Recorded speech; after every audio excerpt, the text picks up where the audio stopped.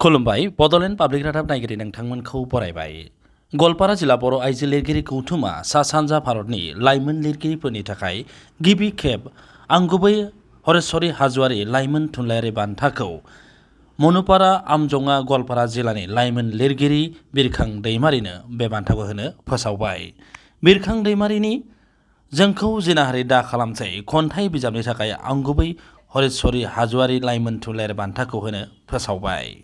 बिरखां दैमारिया गवालपारा जिल्लानि सासे जाखांफुनाय लाइमोन लिरगिरि आरो बर' लाइमोन लिरगिरि गौथुमनि सासे नेहाथारि। बे बान्थायाव मान बिलाइजों लोगोसे नोगोद 10,000 रां दंफायो। बे बान्थाखौ फैगौ 2 अक्ट'बर खालाराव गवालपारा जिल्ला बर' आइजो लिरगिरि गौथुमनि जोनोम साननि हाबाफारियाव होनाय जागोन। दिनै 19 सेप्तेम्बर मोनसे जारिमिनारि सान हिसाबै मख'जाथोंसै। जों सा सानजा भारतनि लाइमोन थुनलाइगिरिफोरनि थाखाय जा बान्था फोसावदोंमोन थांनाय 2023 मायथाइयाव बे बान्थाखौ आंगुबै हरेश्वरी लाइमोन थुनलाइयारि बान्था हिसाबै फोसावनाय जादोंमोन आरो देग्लाय बे बान्थाखौ आवथायनो हाबाय जोंनि गवालपारा जिल्ला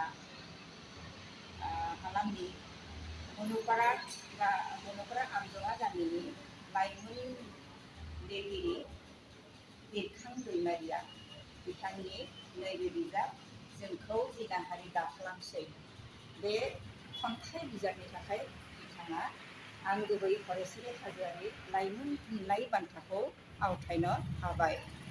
बिथांनि बे बिबुंथियाव